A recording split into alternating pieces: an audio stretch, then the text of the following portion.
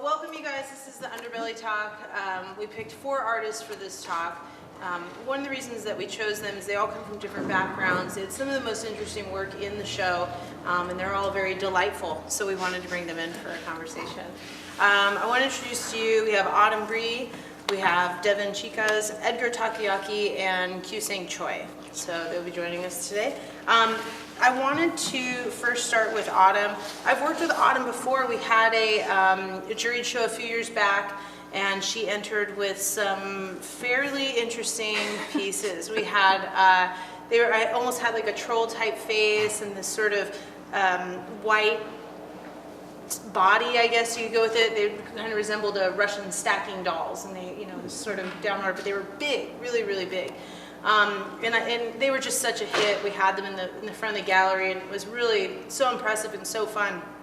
And fast forward to a few years, she entered another, some new work, and I knew that we had to have her, and luckily we found a show to do so. And those are the ones you're sitting under now, which is a group of monkeys. They resemble the old barrel monkeys, and then a giant kaleidoscope. So those were, we knew we had to bring them in. I didn't know where they were going to fit, but I knew they were going to be here at some point. So Autumn, tell us a little about yourself, your background, sure, and how we got to barrel monkeys. Okay, let's figure that one out. So my name is Autumn, and I have a background in behavioral health, immersive event design, art administration, and probably something else that I'm now forgetting because I'm on the spot. So I've done a good amount of things that have always involved the creation of art in some way. And this is so ridiculous.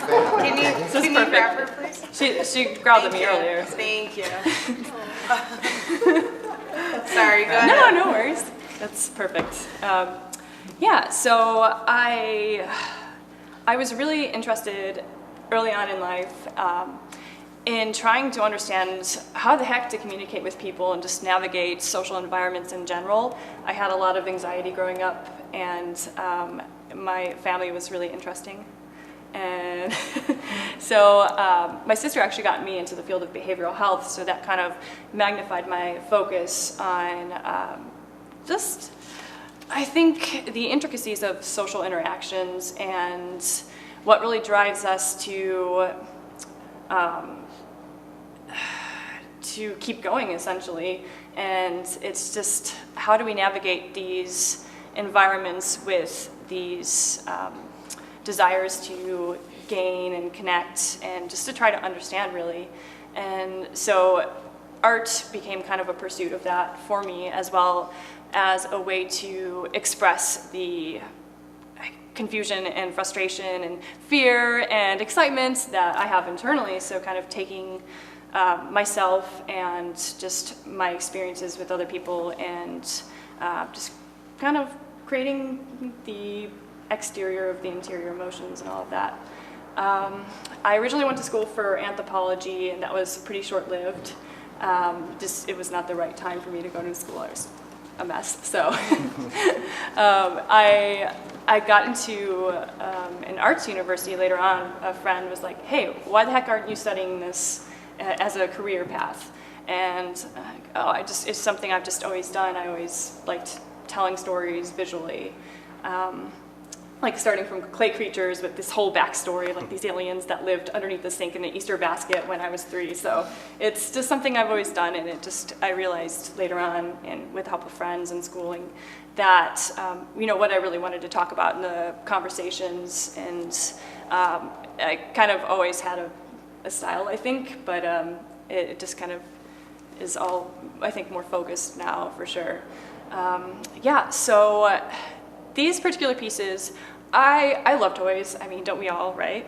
So I collect things. I try to collect less now that I live in San Francisco and have a small space, and growing up. So toys for me were something that is kind of a gateway for individuals. So People are enticed through the idea of interaction, also with the nostalgia from their childhood, which is why I chose these specific toys. So it's more traditional toy forms, like a barrel of monkeys, Russian nesting dolls, kaleidoscopes, and various other items that aren't here right now. So,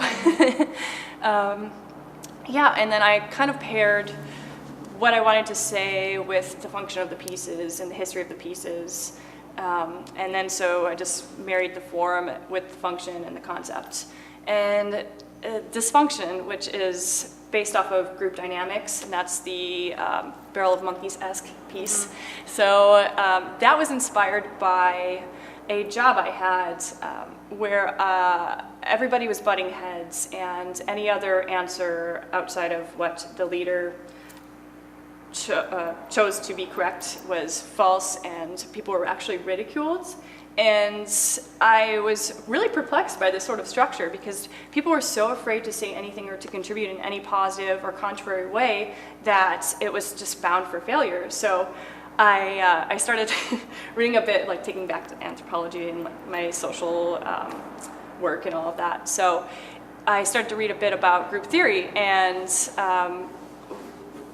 it just reminded me of just the struggle of people trying to climb over each other, and just like not really having a functional group at all. So the group is bound for failure. So this particular piece, the monkeys have 3 different functions, and the facial expressions go along with those functions. So some of them are fully functioning or fully contributing members of the group. Some are partially functional, and some are non-functional. However, when the viewer or participant comes along and starts to interact with the piece, is usually I have the angry, dysfunctional ones laying on the floor, and they're confronted with this situation, and sometimes they just play with the ones that are actually working, and then other times they join the group and choose to help the aggregate rejoin the group, and so they're like jamming it in different areas, and that is my favorite thing with all of the exhibitions I've had this in, is watching the compositions that the viewers create. It's so cool. It's really interesting to have, I mean, one of the reasons I wanted to bring them in was the fact they were interactive. Mm-hmm. Rarely do we get a chance to have any kind of interactive art, and especially large scale installations. So, and when we got them, I immediately, I wanted to start playing with them, of course, but it was weird. Actually, you have to encourage people. Mm-hmm. It's not automatic. I know it's art, and people are a little, viewers that are used to going to galleries and museums, they don't necessarily just run and touch everything. But once you really encourage them, you could see that they really were trying to figure it out. Mm-hmm. They really wanted to play with it. That was really fun. It was a very, very interesting piece to have during the show, and even just open galleries. People, during the week, they'd come in and you just have 1 or 2 people, but they'd really stand under it for a long time and want to play with it. And they're not quite sure why some pieces don't work. And like, how come? Well, there's no hooks on these, and it's like, well, you got to figure it out. Exactly. Maybe they fit, maybe they don't. Life isn't that neat. Yeah, but it opened a lot of conversation. It opened. It was a whole nother piece that was just so different than anything we've had. Just being able to touch and play and so that was really, it was great. And the kaleidoscope as well. I mean, the kaleidoscope is this, very large scale piece of work that and I remember asking you too, I'm like, did you make all the toys inside too? And you did. I mean, even down to the resin pieces. And that's something that I know about you and I appreciate about you, is that you really fabricate everything. Mm-hmm. You've had your hands on everything, the work, it's not sent out, if you can't build it, it's not yours, mm-hmm. And it's really impressive. I'm trying to get away from that a little bit. A little bit? It does create some complications. Yeah, well, sometimes I moved with my shop, so that's the thing. I love having my shop, though. So. Yeah, well, they're definitely impressive pieces. We're definitely happy to have them. So, I want to move on to Devin. Devin came to us by accident. It was not planned to have Devin. We actually accepted work from her husband, who's also an artist, and he said, I'm sorry I'm not available, but my wife is. We're like, well, let's see what she has. Let's see what's going on. And so we see some textile pieces, which of course are different than what we usually get. We don't get a lot of, and I like anything unusual, and this show really fit that tone as well. And then we saw the name, which was called Sexy Gout, and I knew that was coming in here, whether it was available or not. So Devin, tell us a little about yourself and Sexy Gout. Sure.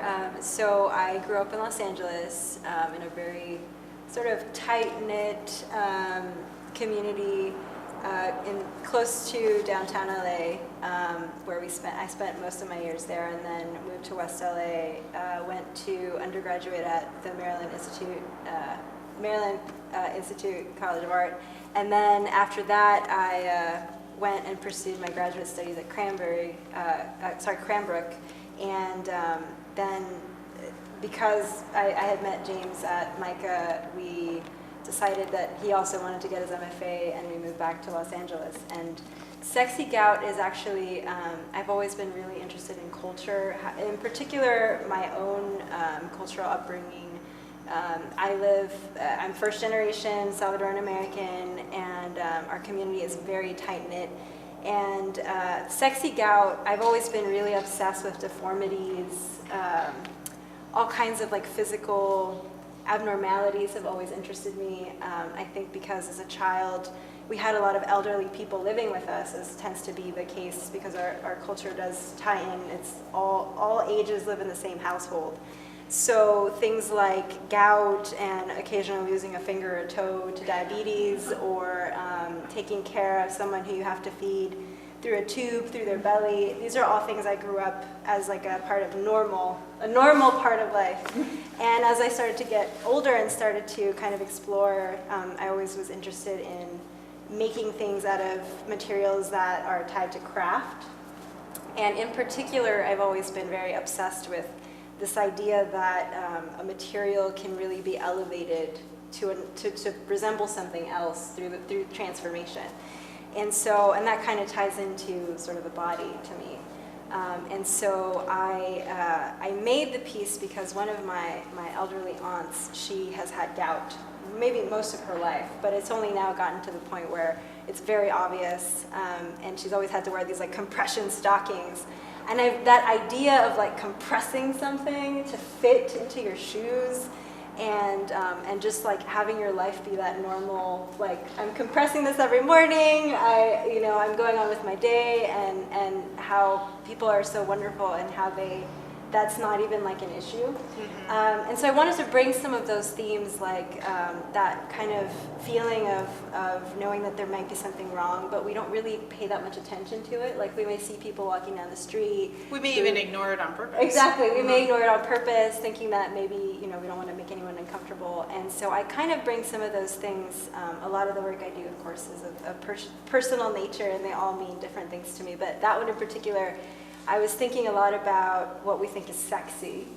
And in particular, this aunt, to me, has the most amazing personality, even though she's had a lot of physical ailments. And I was thinking, wow, like, if there's a way that I can make gout interesting and like kind of sexy, I'm going to try to make a piece about that.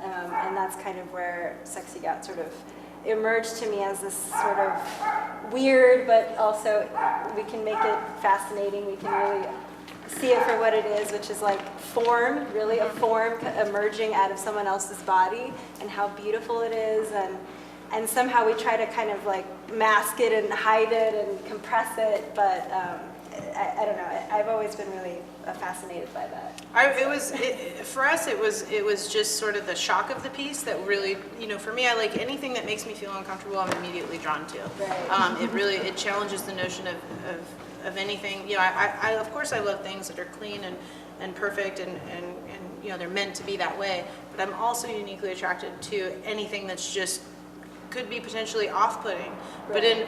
But you have done it in a way that it's humorous. It's funny, it's whimsical, but it's also odd. It's just you don't really know what you're looking at, and that's part of the attraction. Right. And then in addition, it's polished. I mean, you're sewing and just the way that everything's in there, it does not look haphazard at all. It's very intentional. Yes.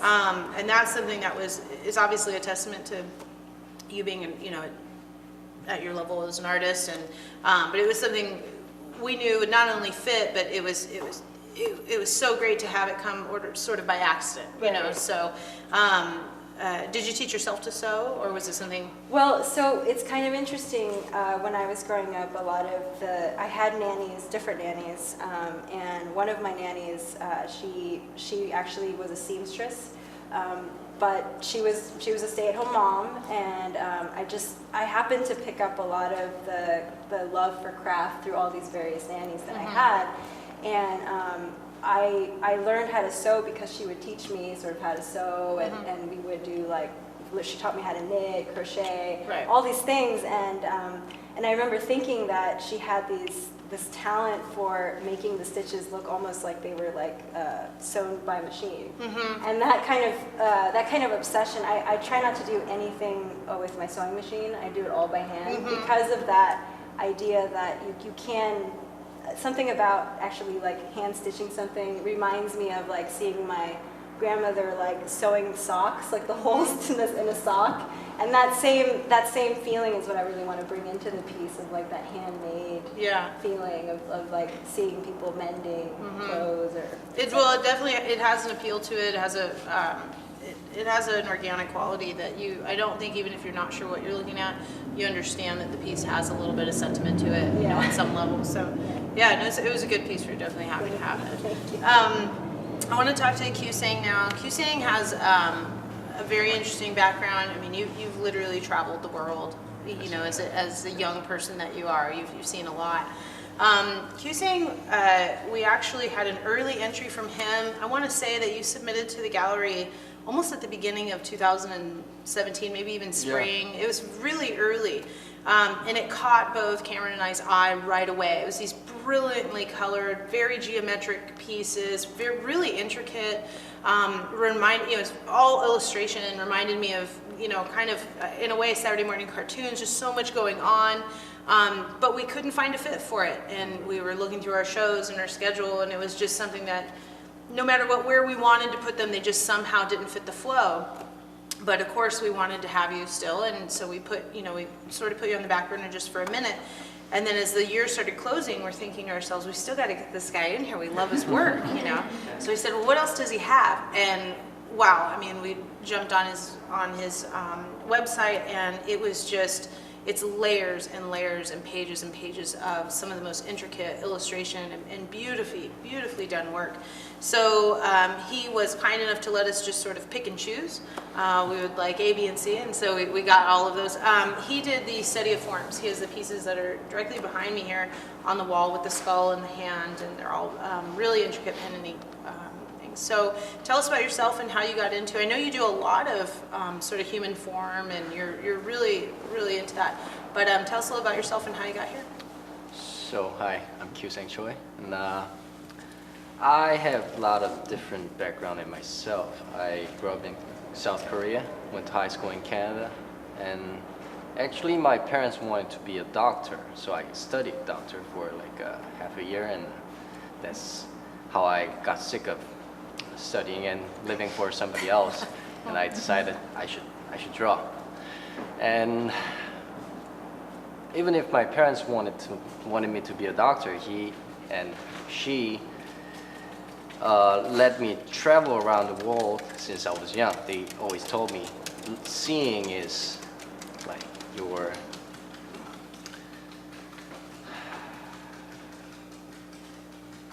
seeing is the best thing. So I looked around the world, Europe, Asia, America, and what fascinated me was all those kind of different images in different culture, different cities, different people. And since we are living in a big world, that felt to me as just one place, not different countries. And I always wanted to get a harmony or balance in images and different culture. So my works are usually very, very rational. I study things. I read books, and I'm not very emotional person. I'm a very rational person. They wanted me to be a doctor. So when I work on a piece, I study. When I work on those skulls and hands, I study what's in the bone, how it functions, how it's shaped, because all the shapes and function is always related to its origin. And working on this piece, I was literally studying the form of our body, views of our skeletons in different ways, and I tried to simplify it into a geometric shape. And as art history came to modern, we tried to find the most simplified and most, in a way, perfect form and color and shape. But I felt it wasn't enough. It was going somewhere, but it wasn't enough. And I was studying to balance out the simplest shape with the most rendered pen drawing or rendered artwork together and make another image of it. So still I'm studying the work that she mentioned. It's a series that I do about mosaics and tiles. Like different images coming along and harmonizing itself to make another bigger image is right now a goal of mine, and I'm still working on it. One of the things that you'd written in your biography that really struck out for me was finding personal order in a chaotic world.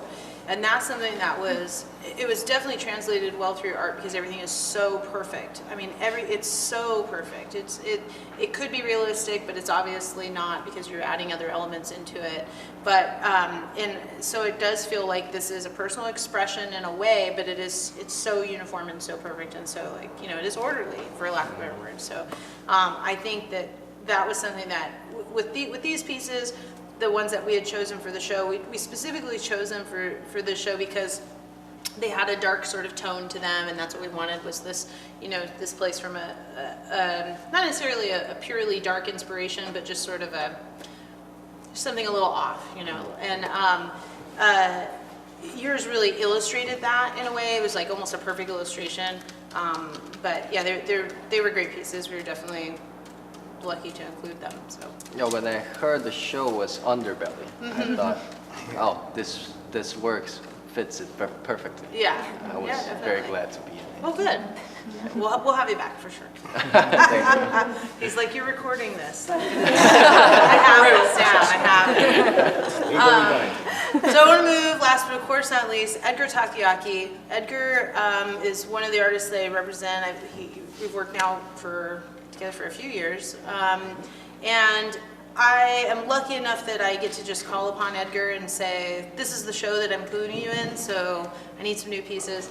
But one of the things that I love about Edgar is that he takes what could be something very simple and just if you just try to describe his work, it's a photograph of a doll. Yeah, that's great. But when you get it, it's something so above and beyond. It's so different. I mean, he's creating these dolls. He's manipulating them. He's posing them. I mean, it's always above and beyond, and you never know what to expect, which is always the greatest part about his work. I had called him. We knew he had just gotten back from Japan. You had you were doing some things at home inspired by and working at home, creating some new dolls, I guess, creating new dolls, creating works. And I knew we were gonna use the red piece for the Underbelly. It was a perfect illustration of what I wanted the show to represent. And then moving forward, I said, I had somebody drop out. I have extra space. Do you have anything else? And sure enough, he comes to the rescue and shows up with this incredible piece here. And so it was a really wonderful addition. Edgar you're a photographer. You have what I like to say 3 different cultures that you sort of pull from. Tell us about yourself and your work here. I was born in Mexico City, but raised in Carpinteria. So raised there, and then after I graduated high school and took off, I fell in love with Japan. Well, I fell in love with Japan as a kid, but I got to go to Japan, and that's where that all started. So I've gotten to travel there since like 2005 until now. It's been can't count how many times now, but I love going there. So I pull a lot from the Japanese culture, whether it's the pop culture, the future stuff, or the traditional like ancient Japan, as well as like Dia de los Muertos and stuff from Mexican culture, more of the darker stuff, because I grew up with a lot of like sci-fi and horror stuff. So I pull a lot from sci-fi and horror, skateboard graphics, album covers, growing up with like punk music and post-punk, like a lot of those striking images. It's kind of, I think, what I'm trying to pull out when I make stuff. It's something that doesn't necessarily belong to a series or a story, but it can just grab you. And if it works for me, I'm just like, okay, that's good enough, you know, like. Yeah. And I'll show it to my wife or somebody, and you know, depending on how big her eyes go, you know, if it's good or not. You know, or if she, that's good.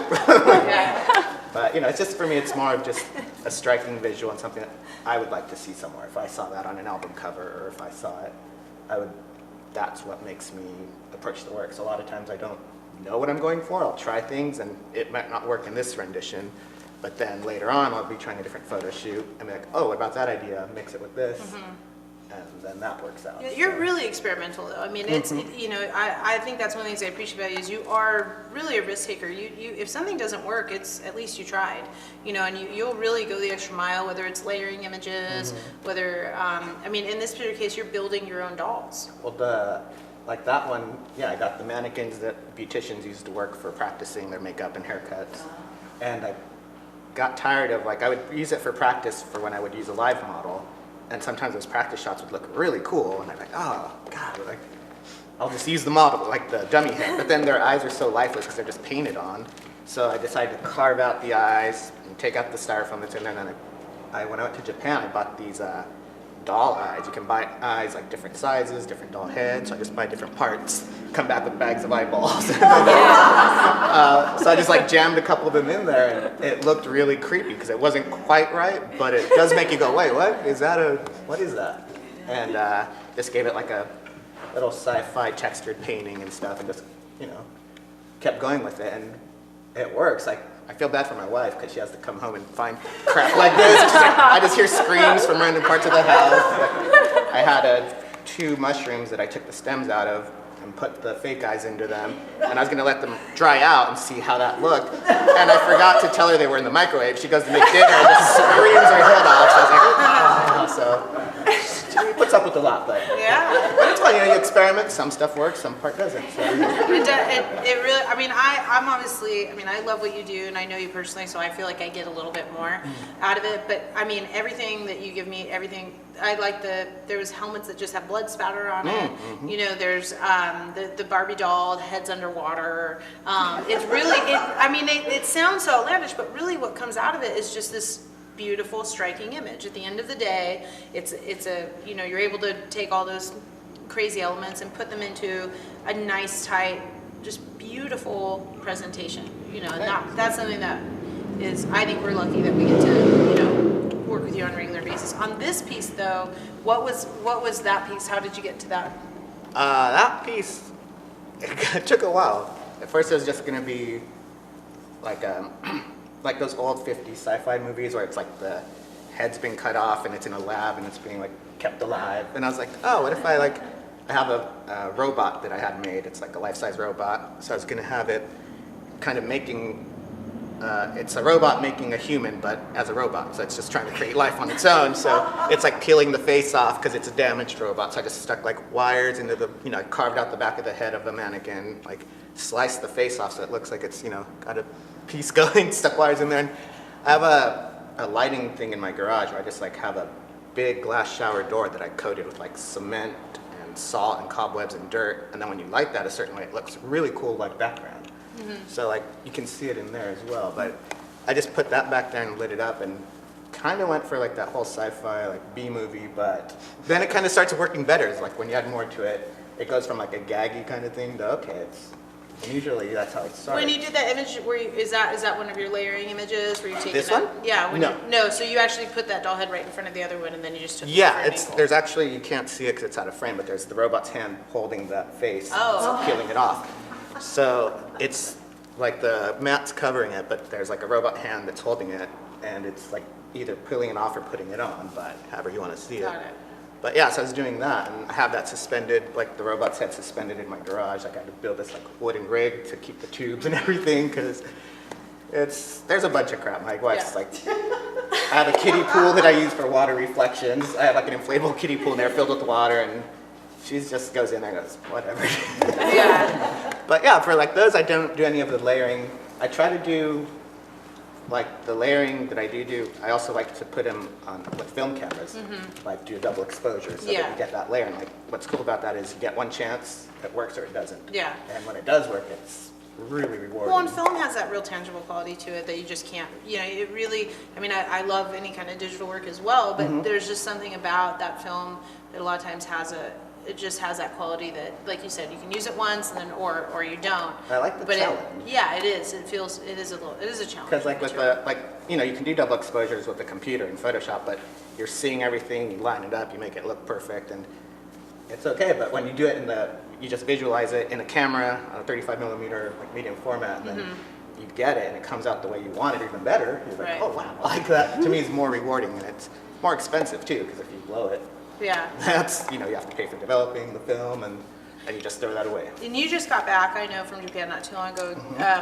What are you working on next? Right now, I'm still finishing developing rolls from that trip. So there's a couple of rolls left, and I want to do a photo book because I have like 12 years worth of photos that I've been taking. It's so time. I think, Yeah, I finally it's have like time. a good body of it, and I'm like, I can do a good, decent thing, but it's just a little overwhelming because there's so many photos to choose Yeah. from. So it's kind of like, 1 month I'm like, these are my favorite, these are the best, and the next month I'm like, oh wait, no, these are better. I need to, So I think for me, editing's a hard part of it. Yeah. Like personally editing your work has always been my weak spot. So I kind of get like friends and other photographers get input and say, okay, what do you think of these? And I just take into consideration everyone's opinion and work on it from there. But ultimately, yeah, at the end of the day, I have to decide what's going to go in and what goes out. But so I'm working on that, and then hopefully going back in spring. So Yes, I think we may be joining you. So we're pretty excited about it. yeah, if I can work that out. That would be awesome. Devin, what is next for you? Well, so I think right now I'm trying to work on, my grandfather just recently passed away, and there's a lot of things that I'm kind of wanting to sort out in my art practice at this point to try to, I try to make light of a lot of situations that would otherwise not be so humorous.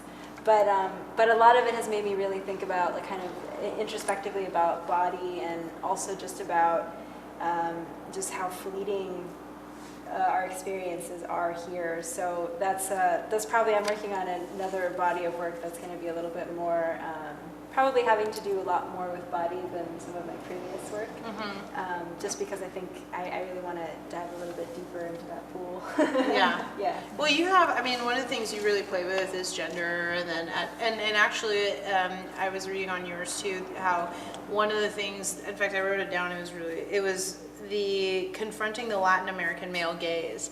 You Yes. really have, you are focusing in on these certain aspects, and, I think almost everything you do is highly representational of these certain, periods in your life, so. Yeah, I think that's what I'm trying to also work through. My grandfather was sort of like the patriarch, and that role somehow defaulted to me, and that's also been a really interesting journey. And I try a lot to, it's not really feminism so much, but I do like to confront the viewer with an idea of what do we consider to be domestic, and what happens when what's considered domestic has a different connotation.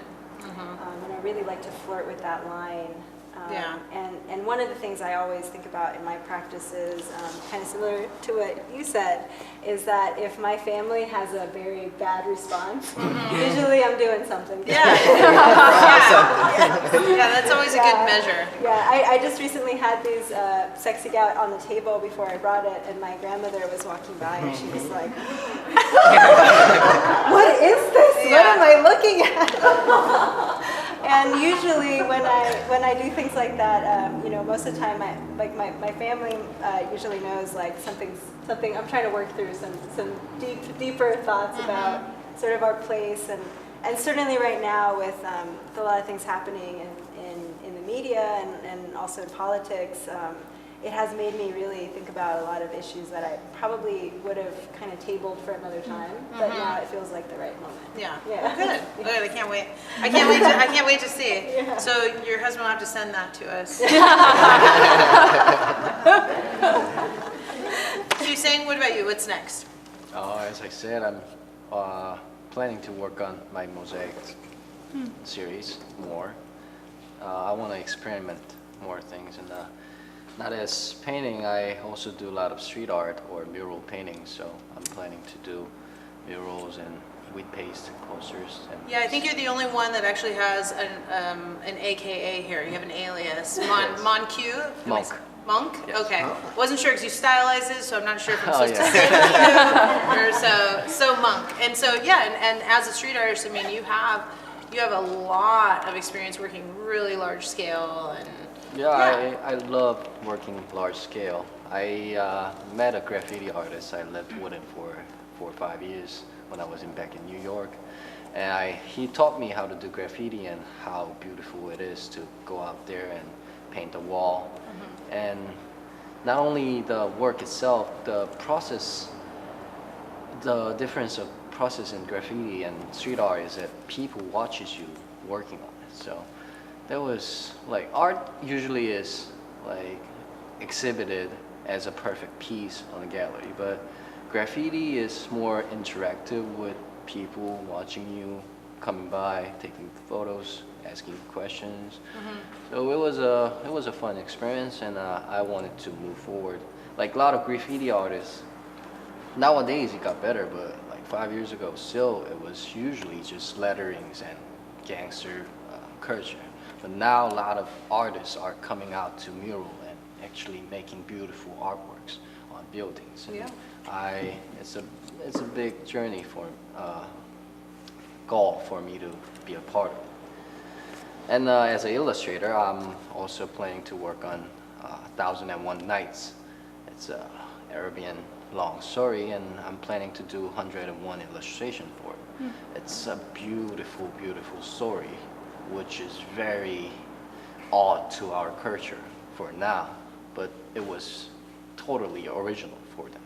So making an image of it. No, but I was very surprised, but nobody have done the full series of 1001 Nights story illustration. So it's a big plan for me to complete. There's probably a reason it was over for 1001. That's a big undertaking. That's why 101, right? Yeah, 101 It's feasible. Yeah. Well, good. We look forward to seeing that then. And Anna, what about you? Well, so as you know, I recently moved to San Francisco from Tucson, Arizona. I was in Tucson for over 16 years, I think, from Illinois originally. So I completely deconstructed my life and the path I was taking at the time, especially in my art making practice. And so for the last 4 months in San Francisco, I've been trying to navigate my time and my space. I currently work for Men Tussauds as a studio artist. It's a wax museum, some of you may be familiar with. And so that's actually brought a really new dimension to how I see people, like skin tone textures. And I'm surrounded by body parts all the time, which isn't so different from my other work. It's just more contorted, like abstracted figural stuff. So I've just been kind of brought with these new challenges of how is my art going to look now while still maintaining my personal aesthetic, concepts, and forms, and just the stories I want to tell while being within these smaller spaces, this fast-paced culture, and finance issues, of course. Yeah. Because golly, it's expensive to live there, but it's super fun. I think like most artists, though, you specifically, you really harness that struggle, and the struggle itself is the Part of the inspiration. process. Yeah, It is, I mean, so definitely. I think if you're not struggling, That's why I moved there. right, it may not be as interesting, right? For you, you really take that, and you really, you know, put that into everything that you do. It's funny that you mentioned that. I'm glad that that's apparent. You've also seen me installing work, like, and I come out here, like today, I did some impromptu car camping, and I didn't sleep much, so I'm like, so excuse me. But yeah, that's part of it, is I create these challenges for myself, and so a lot of my pieces have engineering challenges, so I get to make these choices in a lot of haphazard experimentation with some calculated chaos. And so it's all right. I have this thing to say, or this thing to explore, or for you to explore as the viewers or participants. And how do I convey this and have you interact with it and understand it while using materials and forms that are functional while also still being cohesive with the story that I'm trying to tell. And so that's always a challenge. And I had this series that, it's kind of a dual series I've been really excited about, and it's huge, of course. And so now I'm in San Francisco, and I finally have this cool converted garage space, and I have my shop tools, so I wake up and like, there are my tools. It's in sculptures, it's pretty glorious.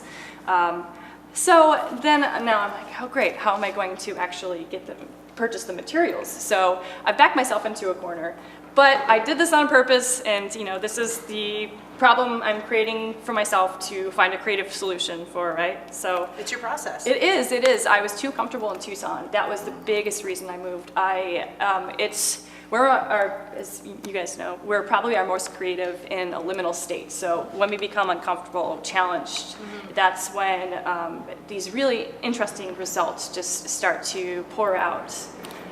So I'm trying to figure out how to still maintain the interactivity and size and like the scale of my work where I live now. So I'm thinking about scaling some of it down, or for the time being, I think I'm just going to go back home after this, get some sleep. But I'm definitely going to pour myself more into doing some grant proposals and exhibition, like solo proposals, so I could find a place to, in a space and the funds to create these works. I feel like there are things I have to make, of course, you know, but I think there are things that will be impactful to people that enjoy art, or just people in general, because they talk about struggles that we have daily, especially now, since things are so polarized in our world, and it's just the separation of everything politically, economically, fundamentally are just separating so much. It's interesting, it's terrifying, but it's definitely interesting, and these are things that we need to talk about in different ways. And as artists, we're fortunate enough to be able to like have creative conversations. Like for this, it's you know, I'm using the idea of developmental play and interaction to talk about social issues. And so proposals, Yeah. smaller work, and if you guys check my website, in about 1 to 2 months, I will have a store open, and I'm going to start to make my smaller works, which are still kind of like these weird, absurd, contorted anthropomorphic figures. So I will start to make custom resin-casted editions editions of those. So Yeah, just that'll be really cool to see. Yeah, so Yeah, just I have more- the space for that. Yeah, and more I have the attainable materials too. already. You know? Yeah. Done. Well, I want to open the floor now for any questions you may have for any of our artists. Feel free to hop in. Anybody? Edgar, I feel like my wife is laughing while you're talking because you and I have a lot of things in common. Our aesthetic pleasures of sci-fi and dolls, Yes. and somewhere in between there. How do you, what part about Japan today what about Japan and you made that happen? I understand anime, I understand Tetsuo the Iron Man. I understand, but can you fill in the gaps? Can you tell me a little bit more? It's more than just like the pop culture and stuff. It's when you go there, it's just, I've never been to a place where it just energized me. It like fascinated me, and the people there are just so beautiful. Like they're not just physically, but like they're so polite. They have such respect for themselves. And you see like, you know, you can be walking down the street and see this ancient temple that's been there since like the, 800, the year 800. Right next to like a brand new skyscraper, you know, and they coexist beautifully. You'll see a lady in her kimono with her little sun umbrella ringing out her cell phone. You know, it's got the little keychains, and just the way they respect their culture and the way they can adapt and continue to go forward, but still maintaining that. It's really crazy, but it's also inspiring, like visually for me. Like to me, I can see stuff like that. So like one of the portraits I want to do, if I can ever get my wife to do it, is I have this space helmet that I made, like the old 50s bubble one. Yeah. I want to put her in like a kimono dress with a little Japanese headband and the sci-fi helmet on, awesome. and take a photo of that, do a nice like well-lit portrait, and you know, but she kind of is dropping the ball on ordering the kimono for obvious reasons. She's just, oh yeah, I'll get to that. So, but I just love like the culture there and the people there, the technology, and just the city itself. It's like, I've been to Tokyo like 12 times at least, and I can still, there's still areas of the place I've never explored. Every time I go there, I can get off on a different stop and find a whole new, basically a city, because Tokyo is as big as London, New York, and San Francisco, I heard, combined. Oh gosh. And but what's funny is it's just layered, it's dense. So, I mean, I could go there for the rest of my life and still not see everything. I absolutely understand the appeal of giant futuristic cities. Mhm. Like you can get lost in the minutiae.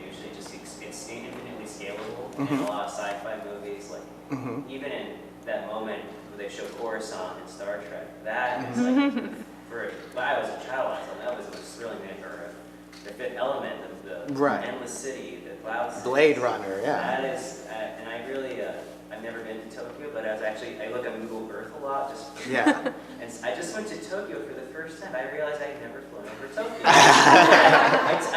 used to think LA was huge. When I was in a small town in Maryland when I was a kid. I'd go on Google Earth 10 years ago. Oh, LA is massive. I went to Tokyo. Yeah. Oh my goodness. It's half of the island is Tokyo. It's insane. And I have a similar feeling. We went to the Netherlands in April, and that same old and new, the old architecture and the new, and that was my first time in Europe, so obviously all of Europe had the effect. Yeah. It's the same kind of like, that's it. It's Yep. like the biomechanical, old and new. Yeah.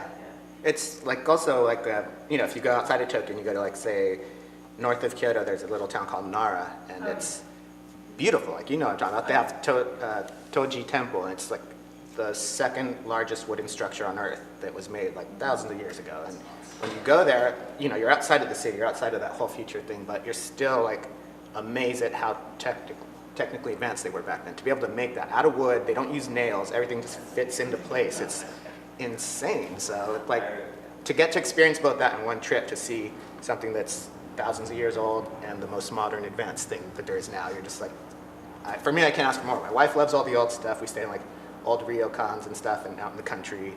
And then, for a week we got to stay in some nice fancy high-rise hotel where I'm just like looking out the window imagining spaceships flying by and stuff. So it's a good balance.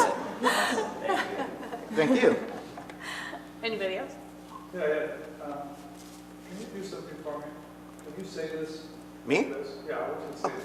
Yeah. And that's the way Dad is.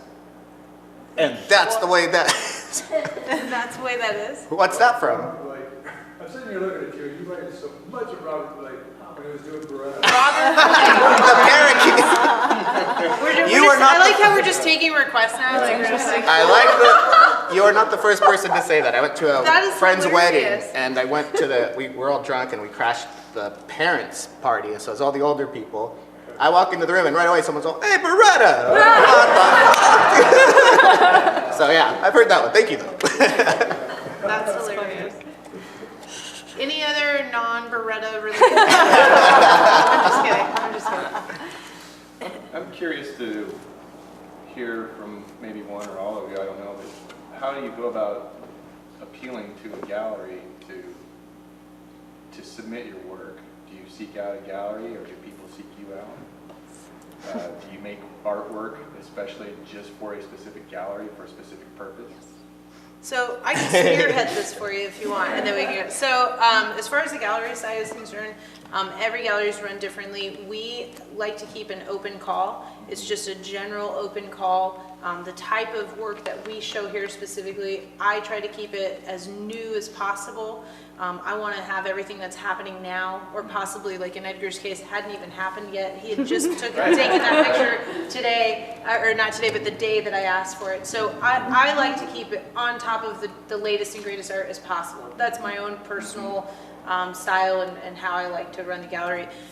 What I do ask of the artists, since most of them answered a general call, they'll just sort of put maybe their best works out there. But I know sometimes if I have something specific, and I know from the artist standpoint, sometimes you do have to cater to whatever it is you're applying to. And I'm sure all of these artists have done it, is researching the gallery and make sure that's something that might be a good fit. But yeah, I mean, now you guys, if you want to. Yeah, like sometimes there's a guest curator too, where say if it's a show at a museum of art or something like that, it's really good to research the guest curators as well as what the institution itself has shown in the past.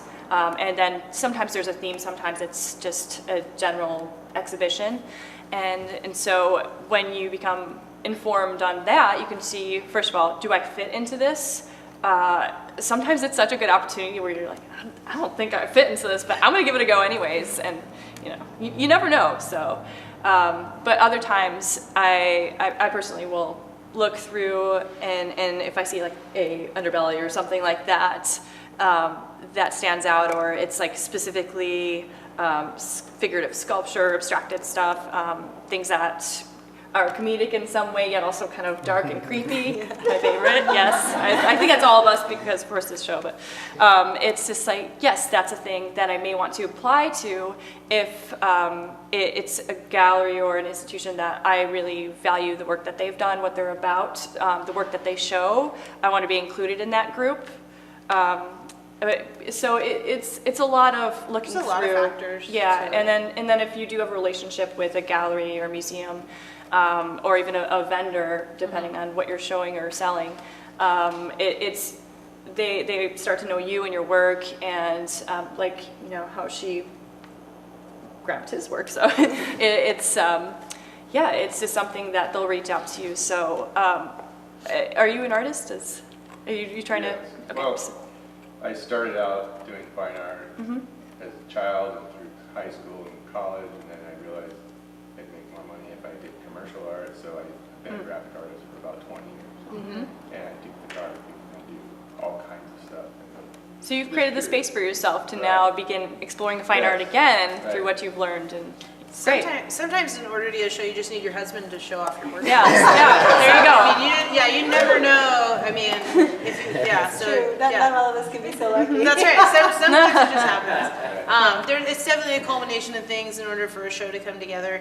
And there's so much behind the scenes that you don't see. I mean, these artists, we love them, we select them because we knew they were interesting, we like their work. But sometimes there's artists that I was trying to get an artist forever for a particular show, and we were in contact, and finally at the last minute she's like, I just can't do it, I'm sorry. And it's just, there's ups and downs, and you never know where people are going to come in and come out, but 99% of the time the artists are researching the galleries, they're usually maybe initiating contact or responding to a call, and then the relationship kind of builds from there. So. Get out and go to where things are happening that you want to be. Like, make the relationships, do the networking. That's something as an artist today, you can't just hide away in your studio. You have to get out there and meet people and promote. And even in a world of social media, and stuff, there's nothing like a personal relationship. It still goes the longest way. Well, I want to thank everyone, if there's no more questions, for coming today. It was a long talk. I appreciate you guys sitting here. I want to give the artists opportunity to sort of plug their website or any information they want to share with you and with our recorded audience, so feel free. Yeah, so if you all want to visit devinchicas.com, that's usually where I post any latest exhibitions. I also have some smaller dolls that I made specifically for another show as well. So if any of you are interested in smaller things that aren't as grotesque, I would recommend going there. I'll be going there. I love your work so much. It's my favorite thing. It just was so drawn to that piece. I love it.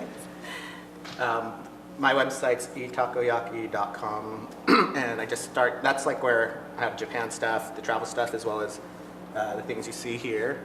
And then I have on Instagram, I did Takoyaki photo, and it's just all the film stuff from Japan. So it's all like medium format and 35 millimeters. So I just wanted to kind of keep those separate.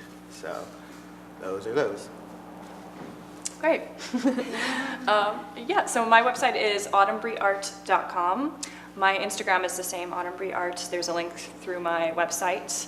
Yeah, you can see some of the works that I've done, and I will be updating it soon with a little bit of what I've done show-wise and upcoming events, and also the store that I mentioned earlier. So that'll be really fun to start creating those critters again and getting them out there to you guys. Yeah. Kyoosang? My website is monkmkr. I don't use my name there. It's monqmkr.com. I haven't updated for quite a while, but I'm planning to. There's plenty to see. We're always planning to do. Early next year. So please visit and enjoy my works. Thank you. For the gallery, we have a show opening on December 9th. It's called Nod to Mod. It's all mid-century modern inspired. That's happening here. We also wanted to kind of give a shout out to Edgar. We're most likely going to be joining him in Japan in the spring. We're doing a documentary on him and his story as an artist. So look out for those. Thank you everyone for coming. That's it. Thank you. Guys.